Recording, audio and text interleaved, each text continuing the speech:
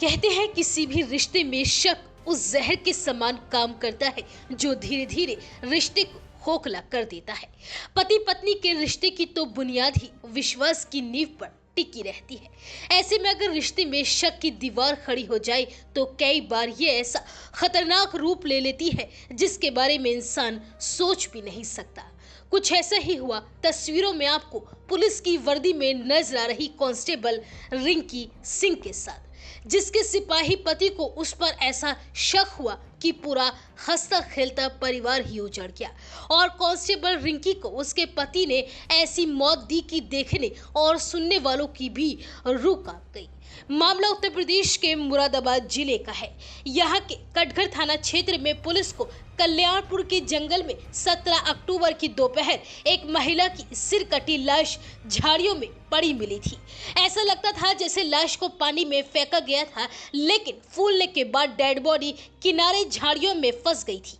Police ने search operation चलाया तो धड़ से करीब 50 मीटर दूर एक पॉलीथीन में लिपटा हुआ महिला का सिर भी मिल गया।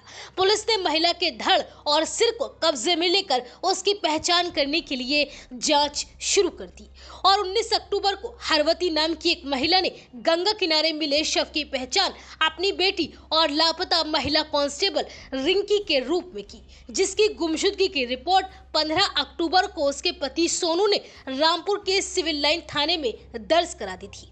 पुलिस को शुरू से ही सोनू पर शक था और साथ ही कांस्टेबल रिंकी सिंह की मां ने भी अपने दामाद सोनू पर ही बेटी की हत्या करने का आरोप लगाया था, जिसके बाद पुलिस ने उसे पूछताछ के लिए हिरासत में लिया और जब सिपाही सोनू से सख्ती के साथ पूछताछ हुई तो उसने पूरी वारदात का सच उगल दिया।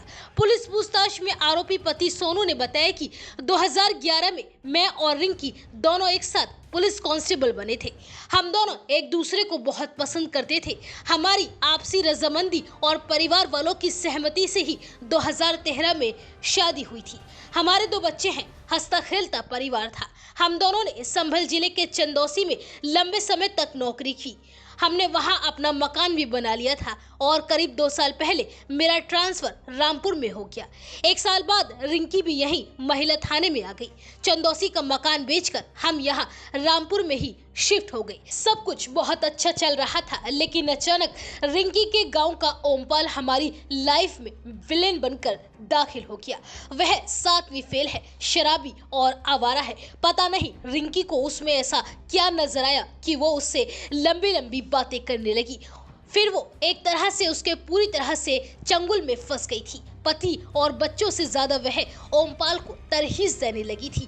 ये बातें मुझे शुरू से नागवार गुजरती थी। शुरू में तो मैंने इसे ये सोचकर नजरअंदाज किया कि वो उसके मायके का है, लेकिन कुछ ही वक्त में मुझे महसूस होने लगा कि रिंकी और ओमपाल के बीच का रिश्ता मायकेदारी और दोस्ती से कहीं आगे जा चुका है। उसे करीब 1 साल पहले पता चल गया था कि उसकी बीवी के मायके के रहने वाले ओमपाल से अवैध संबंध है। इसके बाद उसने उसे पटरी पर लाने के लिए कई बार कोशिश की, कई बार उसे समझाया, लेकिन रिंकी कुछ भी समझने को तैयार नहीं थी। वो किसी भी सूरत में ओमपाल से दूरी बनाने के लिए राजी नहीं थी। वो ओमपाल से मिलने जुलने लगी थी। एक दिन मैंने रिंकी को ओमपाल के साथ ही देखा। ये देखकर मेरा खून खौल गया और मैंने तय कर लिया कि अब रिंकी को जिंदा नहीं छोड़ूंगा। सोनू कुमार ने पुलिस पूछताछ में आगे बताया कि जब मैंने रिंकी की हत्या करने का प्लान बना लिया तो अपने बहनोई बिजनौर के रहने वाले ब्रजपाल उर्फ बंटी की मदद ली। इसके बाद बीते 14 अक्टूबर की रात रिंकी की हत्या कर दी। रिंकी के नंदोई ब्रजपाल उर्फ बंटी ने उसके हाथ पैर पकड़े और मैंने उसकी गर्दन पर चाकू चला दिया। सिर को धड़ से अलग करने तक मैं चाकू चलाता रहा। इसके बाद सिर को अलग से पॉलिथीन में पैक कर लिया और धड़ को अलग फेंक दिया। सोनू ने आगे बताया कि रिंकी की डेड बॉडी को पॉलिथीन में पैक कर गाड़ी की डिग्गी में डालकर वह अपने बहनोई बंटी के साथ कार से रामपुर से निकल पड़ा। कार पर आगे पुलिस लिखा था, इसलिए सोनू को चेकिंग में पकड़े जाने का डर नहीं था।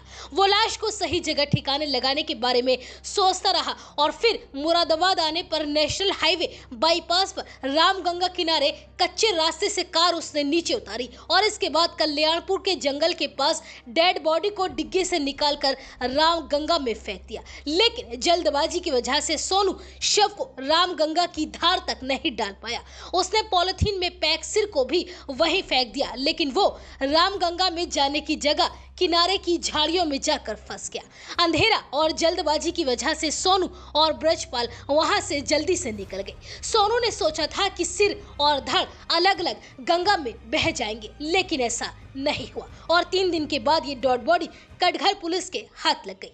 वहीं रिंकी की मां हरवती ने पुलिस को बताया कि उन्हें दामाद की बातों पर शक था। रिंकी अक्सर उन्हें बताती थी कि अवैध संबंधों के शक में पति उसे टॉर्चर करता है। वहीं पुलिस ने इस मामले का खुलासा करते हुए बताया कि रिंकी की हत्या गला काट कर की गई थी। शिनाख्त न हो सके इसलिए उसके चेहरे को भी जला दिया गया था। मां हरवती ने रिंकी के हाथ पर बने ओम के निशान से उसकी शिनाख्त की और दाहिने हाथ की उंगली के नाखून देखकर भी उन्होंने उसे पहचाना। फिलहाल पुलिस ने इस पूरी वारदात का खुलासा करते हुए आरोपी पति सोनू और उसके बहनोई बंटी को गिरफ्तार कर जेल भेज दिया है।